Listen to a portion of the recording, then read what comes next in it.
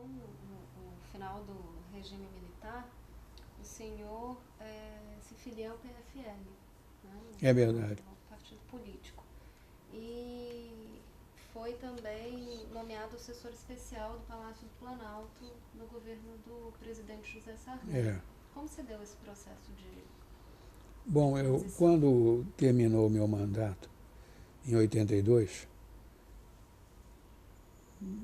na verdade, em janeiro de 83, eu voltei para o escritório e eu comecei a minha vida. Para o Rio de Janeiro? É, voltei para o Rio. Eu tinha sido candidato ao Senado e perdido. Não sei qual se... partido? Pela Arena. Pela Arena. Contra o Saturnino. Isso em 1982. 82. Não era Arena, não. Era o quê? PDS. PDS. Não era mais PFL, não. Não, acho que foi o PDS antes do PFL, não? Foi. Acho que era. Memória não está ajudando, não. A gente checa. Isso. Bom, mas enfim. PDS. Eu fui candidato aqui, perdi. E queria perder mesmo, porque eu queria voltar para a minha vida de cidadão, né? E de profissional de direito. Voltei, estava tudo indo muito bem. Quando o Sarney, de quem era e sou amigo, me telefona pedindo que eu vá a Brasília, que ele queria falar comigo. Ele já estava na presidência da República, já tinha assumido. E me diz que queria que eu fosse ajudá-lo, mas não tinha cargo de ministro, porque o Tancredo havia feito o ministério que ele herdara e ele não podia se livrar de ninguém até aquele momento. Que o Tancredo tinha pensado em me fazer consultor-geral da República, mas foi atropelado por Minas e deu a consultoria da República a outro, aliás, um ilustríssimo jurista, da melhor qualidade, melhor do que eu. Mas, enfim, o Sarney me diz isso, que me oferecia era a chefia da... como é que chamava? Da assessoria especial do presidente da República. Eu topei. Era, na verdade, para fazer trabalhos vários. Eu fiz a nova lei de greves, fiz a emenda 26 de convocação da Constituinte. Fiz um monte de coisa. E, a partir de determinado momento, eu entendi que estava na hora de voltar para as minhas bases, né? Aquilo não estava dando mais nada, não.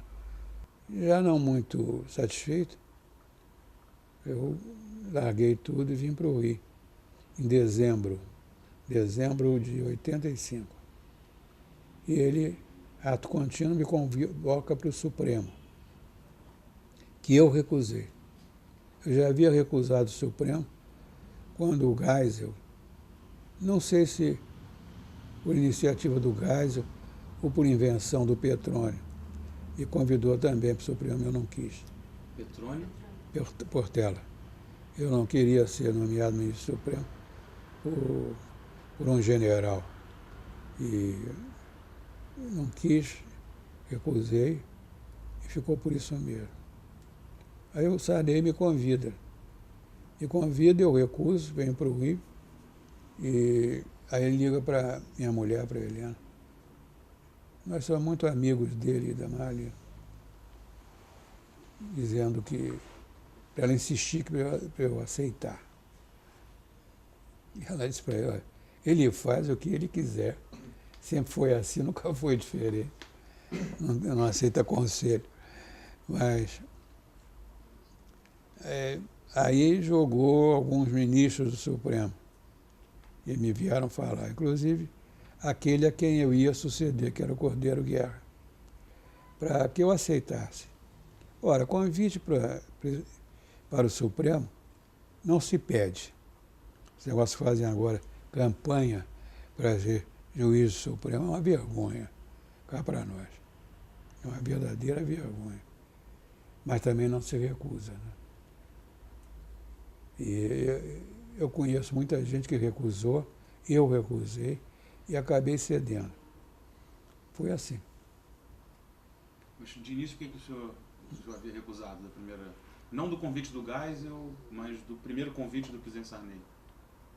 Porque eu tinha esperança de continuar a vida política aqui. No Rio de Janeiro? Essa que é a verdade. É. Primeiro, eu queria voltar a ganhar dinheiro. A família padeceu muito. Quando você... Vida pública como deve ser vivida é um tormento. Só quem passou por isso sabe. Você não tem dinheiro para nada. É tudo no contado. E eu tenho família grande, eu tenho 5 filhos. Hoje, 5 filhos, 10 netos, 5 bisnetos. Portanto, dinheiro é coisa essencial. Não, pode não ser muito, mas tem que ser suficiente. E eu estava já pela boa, né? Queria voltar à minha vida. E, de outro lado, eu tinha esperança de que continuando a vida política, que acabasse governador. Portanto, não tinha interesse, na verdade, no Supremo. E a outra coisa, eu nunca quis ser juiz. Sempre quis ser advogado. Nunca fui outra coisa na vida. O negócio de ser juiz não me dizia alma. Enfim, foi isso. E o que mudou para o senhor resolver aceitar, depois de algum tempo? Porque é da tradição da nossa profissão que o Supremo não se recusa. Mas foi, sobretudo, a insistência dos ministros que lá estavam. Do Cordeiro Guerra, Jabas não, o Passarinho, Aldir Passarinho, e outros. O Luiz Otávio Galotti, que foi meu colega 2 vezes, de colégio, e no Jurídico da Light. E uma advertência do Sarney, que ele estava me escolhendo, não só pela nossa amizade, certo? Mas para evitar um outro que era difícil de resistir. Se você não aceitar, eu vou cair nas mãos desse jeito. E o senhor poderia dizer quem se trata? Não. Sem problema. Não fica bem. Não há problema. Eu posso perguntar como surgiu, como é que o senhor poderia descrever para a gente o desenvolvimento da sua relação com o presidente Sarney? Mas isso é... O senhor o conhecia há muitos anos? Muitos anos. Até é difícil dizer quando começou. Que éramos ambos udenistas, de correntes diferentes. Ele era udenista muito mais chegado à esquerda. Aí eu era filiado a uma ala da UDN que era dos bacharéis. Era Bilac, Dr. Milton Campos, Valheiro, Adalto e por aí vai. Sarney andou pela banda de música e depois foi muito para o lado da esquerda. Era Bossa Nova. Era a ala chamada Bossa Nova. Mas eu gostava pessoalmente dele, sempre gostei. Sempre achei uma pessoa boa, um homem bom. Acho que a grande virtude humana é a compaixão, né? Isso ele tem. É uma coisa, a meu ver, primorosa nele. Então, ministro, o senhor finalmente aceita o convite do presidente Sarney. Hoje nós temos a figura da sabatina. Naquela época... Não tinha. Não tinha? Não. Mas havia algo semelhante? Nada. Então, ato contínuo ao aceite, o senhor foi nomeado ministro supremo? O Supremo não, o Senado teve que votar. E como foi? Como funcionava? Como é que foi? O nome escolhido pelo presidente vai por mensagem para o Senado aprovar ou não aprovar. A história das relações do presidente com o Senado, há casos de rejeição, né? Barata Ribeiro foi rejeitado. Ele era médico. E o Senado, na República Velha, o Senado rejeitou. Mas a tradição no Senado é de nunca aprovar por unanimidade. E quanto mais evidente a pessoa, mais ativa a sua participação na política, mais votos contrários.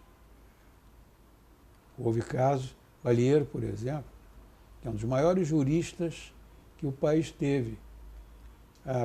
Toda a parte tributária da Constituição de 46 foi ele quem fez, da própria mão. E é primorosa, das mais primorosas no mundo. Os livros dele são modelares. Ele teve muito voto contrário.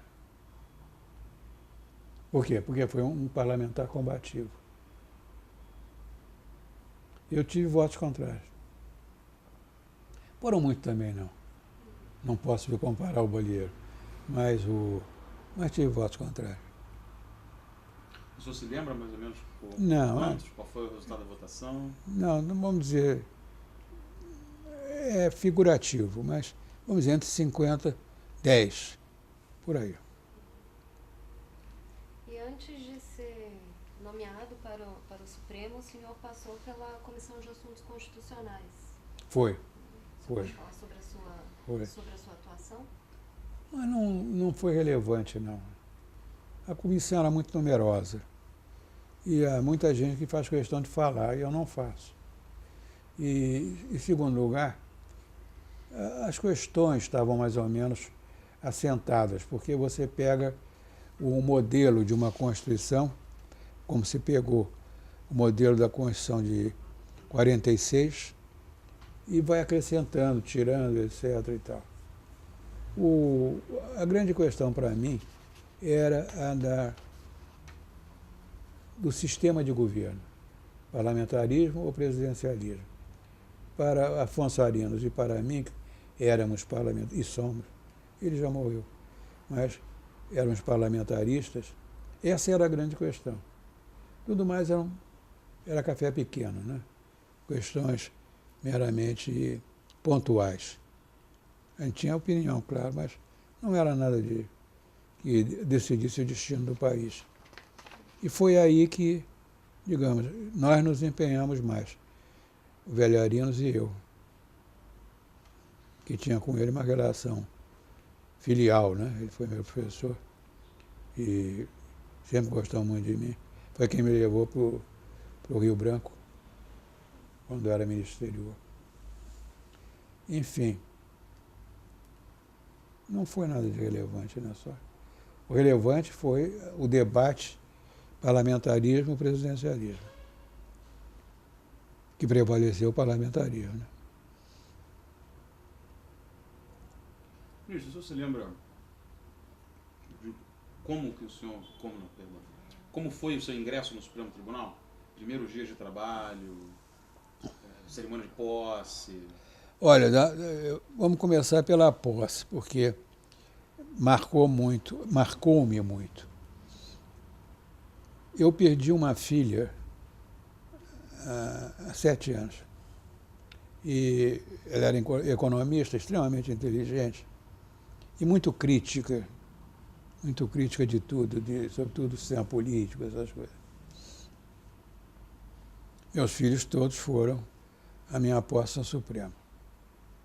E ela, especialmente, ficou extremamente agradada do fato de que a posse dura 5 minutos. O empossando é convidado a entrar, a prestar o compromisso, o presidente o declara empossado, ele assina o compromisso, pronuncia o compromisso, assina, o presidente manda que o levem ao lugar que lhe é destinado e encerra a sessão. Depois é um cafezinho na sala ao lado. Quando a Cristina viu isso, disse: meu pai, esse país seria outro se tudo fosse assim, com essa simplicidade, sem discurso. Tem discurso, tem nada. Esse Brasil seria outro país. Ministro Supremo só recebe homenagem quando se aposenta e quando morre. No curso da judicatura não recebe homenagem de jeito nenhum. De jeito nenhum. Você está vendo o que está acontecendo? A posse de um presidente do Supremo é como se fosse o ditador do mundo. Né? Haja homenagem, haja homenagem. Durante a judicatura é homenagem para cá, homenagem para lá. Isso era rigorosamente proibido. Era outro mundo. Outro ethos. Né? E como foi a sua recepção pelos outros ministros? Muito boa. O corpo de juízes era extremamente educado. Isso era uma característica que realmente chamava atenção. O convívio era, não vou dizer que fosse afetuoso, não, mas ele era extremamente cortês. A regra, ou as regras de convivência, estavam estabelecidas há muito tempo. Por exemplo, a regra da seniority, da ancianidade, né? Até para entrar no elevador. O mais antigo entra primeiro, depois o seguinte, menos antigo, e assim. Você não entra no elevador antes dos outros, não. Você entra na sua vez. A mesa, a mesma coisa. A distribuição dos assentos no plenário, igualmente, em razão da ancianidade, da seniority. E assim vai. Quer dizer, a convivência fica muito facilitada quando existem regras e elas são observadas.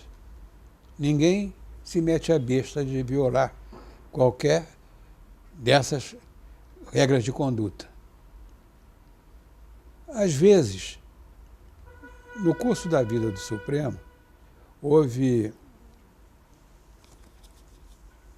momentos assim de exaltação. Né?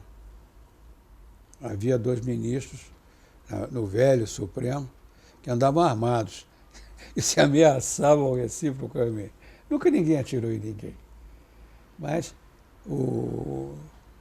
é como o rugido do leão, né? Era só isso. 2 ministros, no meu tempo, não se falavam. Até que um dia se conseguiu que eles se falassem.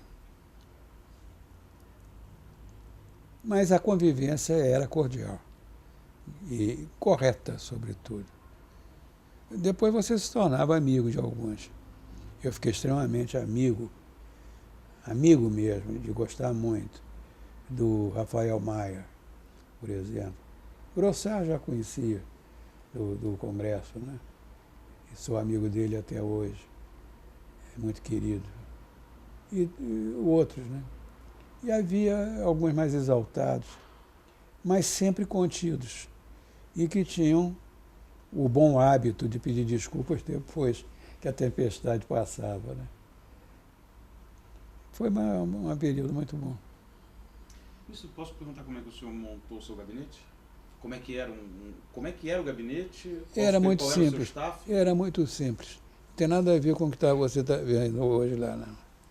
Você tinha um assessor ou 2 assessores que ajudavam com os processos.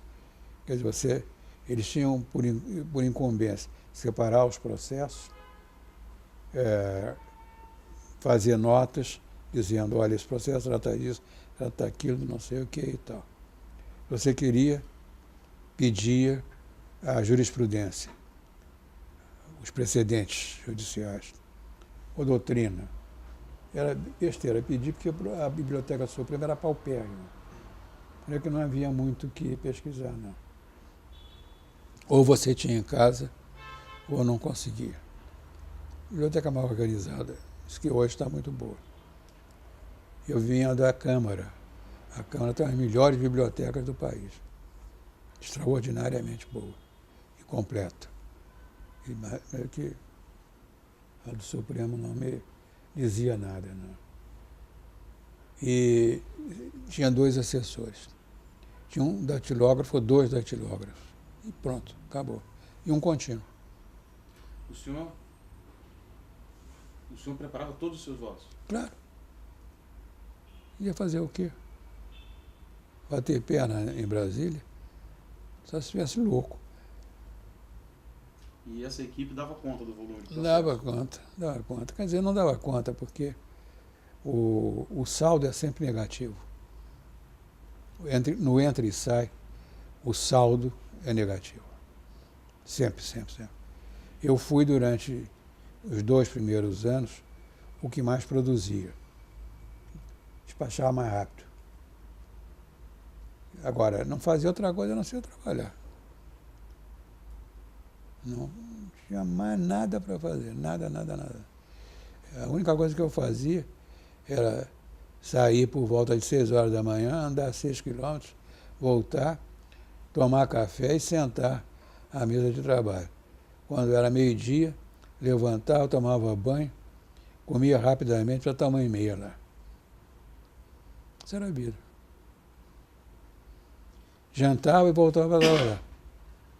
Porque o trabalho era em casa, né?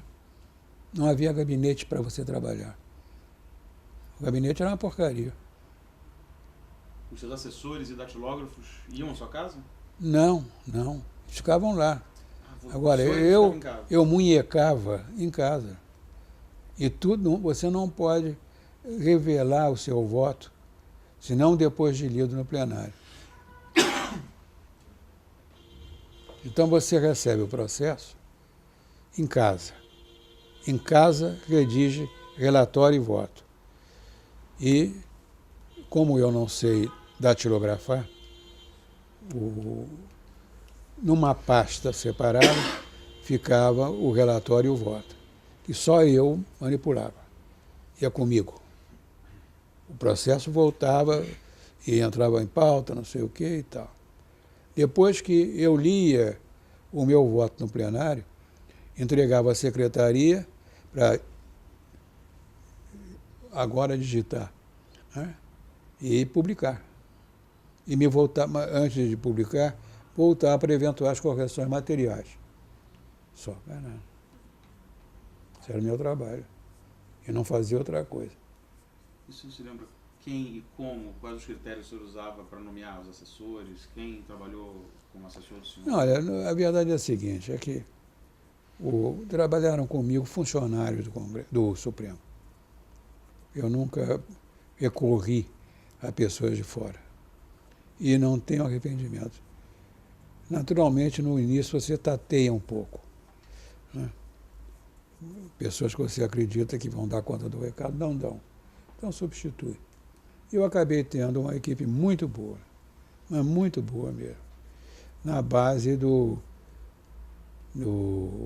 experimenta e corrige o erro, né?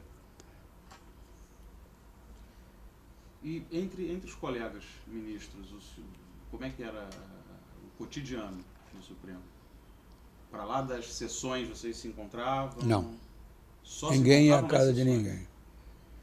Para você ir à casa de um colega, primeiro, os colegas não se consultam. Você só fala com Deus, não fala com ninguém. Vai perguntar ao colega do lado como é que você deve votar. E note-se, todos morávamos no mesmo prédio. Quer dizer, era só tocar a campainha, entrar, mas ninguém ia à casa de ninguém. Ninguém ouvia a opinião de ninguém. A opinião é dada ali, durante a sessão. Se você concorda, se você discorda, se você pensa diferentemente, se você vota assim ou assado. Nunca um colega perguntou, tirou uma dúvida? Não. Você pode, teoricamente, perguntar: o que você acha, por exemplo, do prazo de prescrição de não sei o quê? O colega responde: eu acho isso, acho aquilo. Mas dizer que é para aplicar no caso X ou Y, nunca. O senhor lembra qual foi o seu primeiro caso? Não. Geralmente, naquele tempo, você suava para encontrar um caso relevante. O Supremo era ainda o que os americanos chamam uma appellate jurisdiction. eram verdadeiros recursos sobre matéria civil. Pouca coisa de direito público. O de direito público eram clichês, verdadeiros clichês. A maneira que você tinha era que, para se consolar da mediocridade dos casos que o Supremo julgava, que ter o olho vivo para os casos verdadeiramente relevantes. Isso era fundamental. Como que o senhor descreveria esse trabalho de garimpagem dos casos relevantes? Como estou descrevendo. Uhum. É lendo os processos. Quais que o senhor achou? Quais? De memória. Quais os casos que o senhor achou que o senhor... Eu vou lhe dar um exemplo. Uhum. Um recurso extraordinário do Paraná. Era um poceiro que cultivava uma área reivindicada pelo Estado do Paraná. Uma área valiosa, porque é naquela parte mais fértil do Estado. Ele era sucessor do seu sogro. O sogro era sucessor do pai dele, sogro. E o Estado do Paraná, em ação de reivindicação, dizia que ele era o proprietário da gleba. O juiz de primeira instância ainda deu uma colher de chá para o poceiro. No Tribunal do Paraná ele perdeu e veio de recurso extraordinário. A fundamentação do acórdão do Tribunal de Justiça do Paraná era bem feita, era feita por quem conhece, quem é do ofício, quem é do ramo. Mas aquilo me chamava a atenção, havia alguma coisa errada ali. Era a cadeia sucessória. Cadeia sucessória, por quê? Qual era a lei que vigia quando o primeiro possuidor entrou na posse da gleba? Volta para trás, remonta a cadeia sucessória. Era a lei de terra de 1850, do Visconde de Itaboraí. É uma das leis mais perfeitas que esse país tem. Foi a lei, por exemplo, que reconheceu o direito dos índios. Enfim, o direito de quem cultiva a terra. E eu perdi algumas noites, até acertar o ponto. Fui aos autos, vi a cadeia sucessória, estabeleci o ano inicial da posse e coincidia exatamente com a vigência da lei de 1850. Eu não tinha dúvida. Quer dizer, quando o Estado do Paraná tinha perdido a província, a velha província do Paraná tinha perdido posse e propriedade com a lei de terras. Felizmente o tribunal aprovou por unanimidade meu voto e salvei esse poceiro analfabeto. Ele se confessava analfabeto. Esse é um exemplo.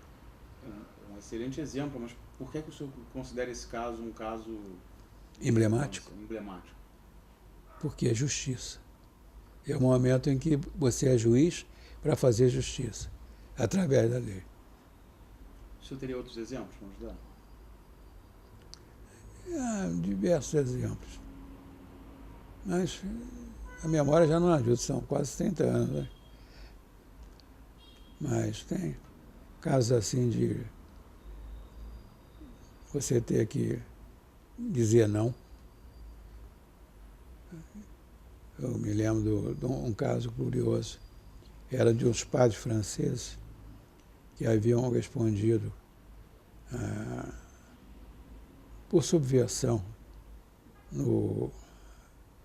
acho que era no Pará, se não me engano. E foram condenados e tal, recorreram e sempre perderam. Afinal, entraram com um recurso extraordinário, um recurso criminal, pedindo que o caso fosse rejulgado. E acontece que é do direito brasileiro que quando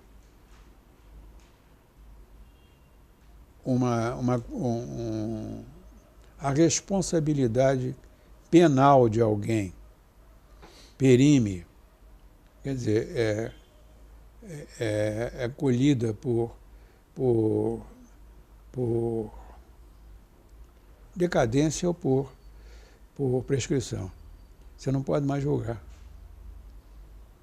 Moralmente eu entendia o interesse deles, porque eles entendiam que eles foram mal julgados, queriam ser bem julgados. Mas entre isto e o que é peremptório na lei é que o juiz perde a jurisdição a partir do instante em que perime o poder do Estado de punir, você não tem escolha. Esse foi um debate também interessante. Porque aí eu procurei verificar como é que o tribunal tinha agido ao longo do tempo. Não apenas agora, nesse período conturbado, mas como sempre foi. E era isso mesmo. Se a prescrição, a decadência colheram a pretensão punitiva do Estado, nenhum juiz pode mais julgar o caso. E isso levantou uma certa, não questionamento, porque isso é pacífico, mas uma certa revolta da parte deles. Eles queriam ser julgados de novo, mas não podiam. Isso o Supremo está cheio. Não é nada extraordinário, não. Isso, o senhor mencionou o dever da magistratura. Um pouco mais cedo na entrevista, o senhor disse que à época que o senhor negou o primeiro ou o segundo convite, a magistratura não era um ofício que o atraía, não, particularmente. Não atraía mesmo. Uma vez nomeado, com alguma experiência no Supremo, como foi o seu contato com esse ofício? Eu gostei muito. Gostei muito. Gostei por uma opção de circunstância. Primeira, era a vida monástica. Você não faz mais nada. Mais nada, rigorosamente mais nada. Você trabalha. Ponto. Acabou. Tem festa, não tem nada. Eu gosto muito de música clássica. E minha mulher e eu ficávamos de olho para ver algum concerto que prestasse.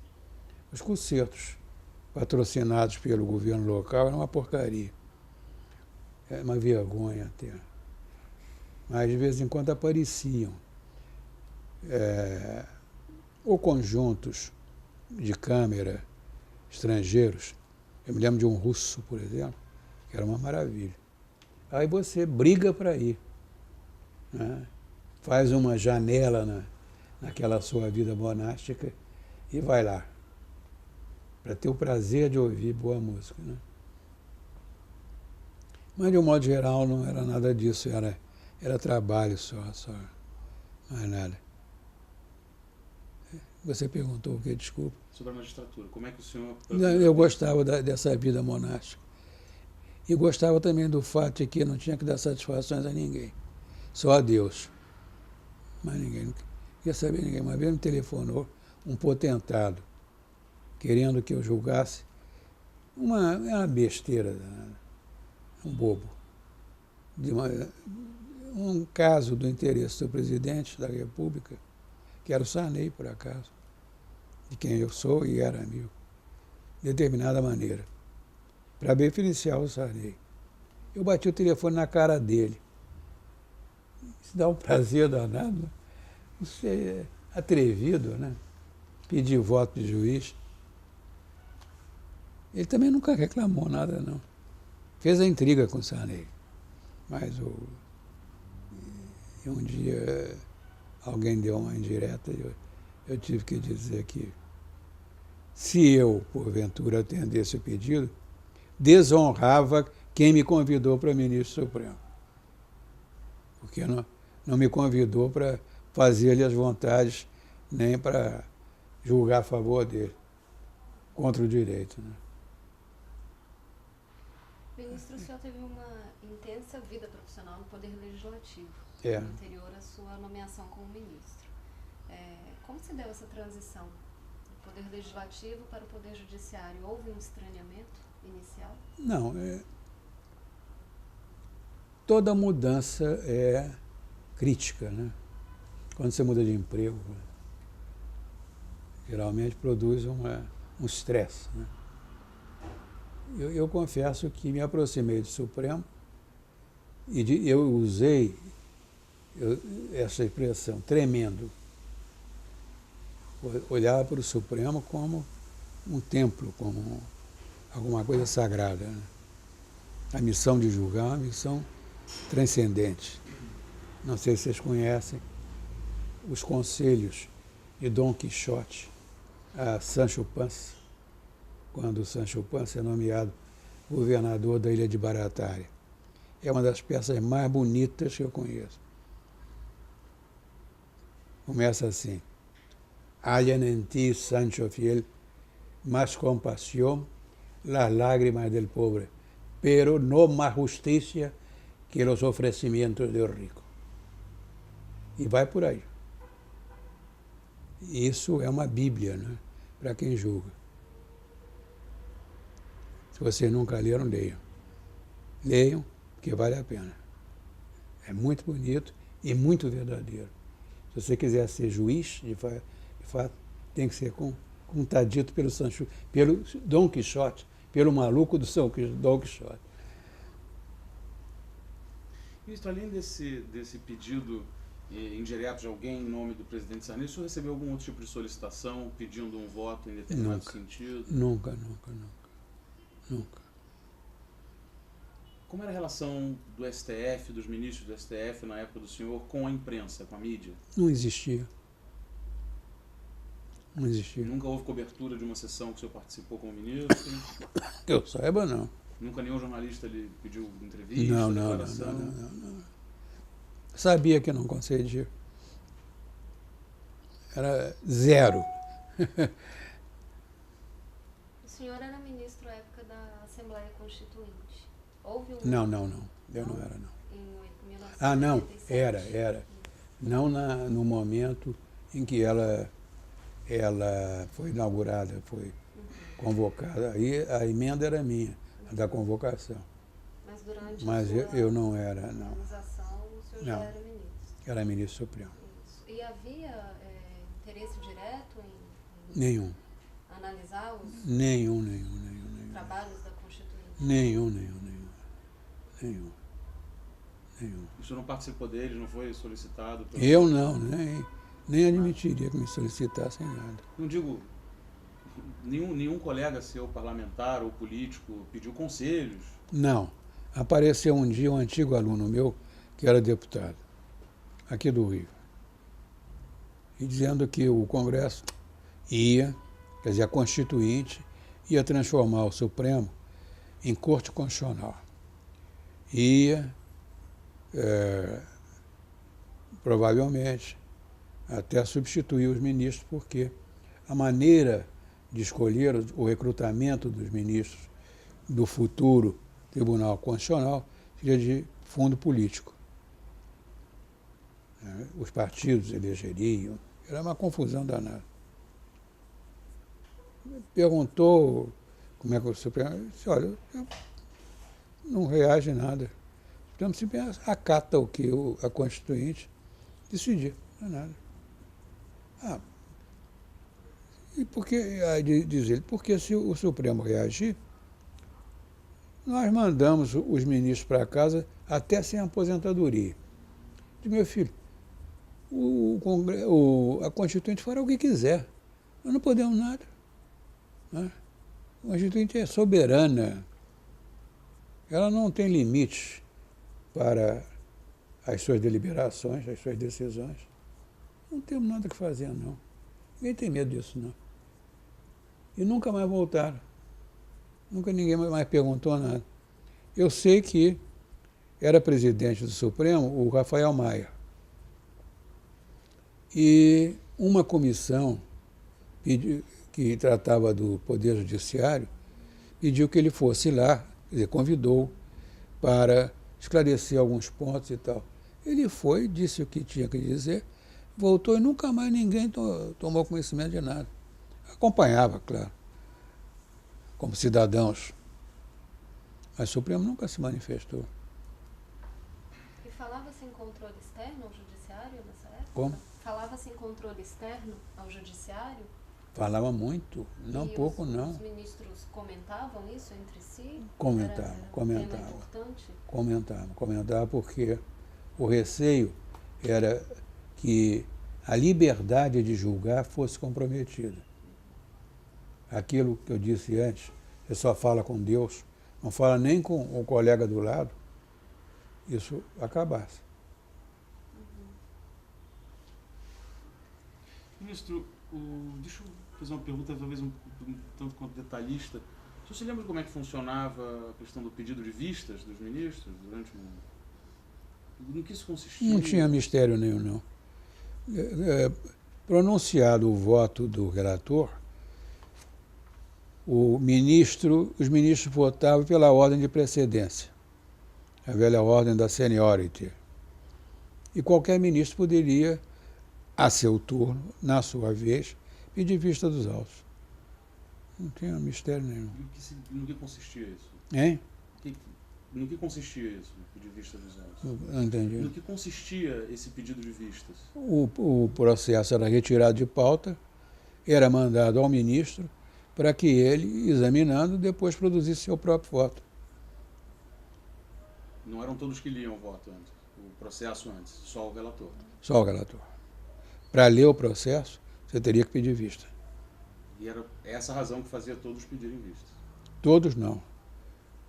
Todos não. Todos que eu digo, quem quisesse pedir... Na sua vez, podia pedir. Às vezes, você tinha pedido de vista sucessivos. Uhum. Quer dizer, é a minha vez, então eu peço vista. O seguinte também pede vista. Eu peço vista e entrego o voto, leio o voto. Aí os autos estão à disposição do plenário para cada um, à sua vez, votar. E cada um pode também ir pedindo vista. E acontece isso de muita gente pedir vista, né? E atrasa muito o julgamento. E algum processo especial era mais atrasado que o outro? Não. Não, isso acontecia com qualquer processo de qualquer espécie.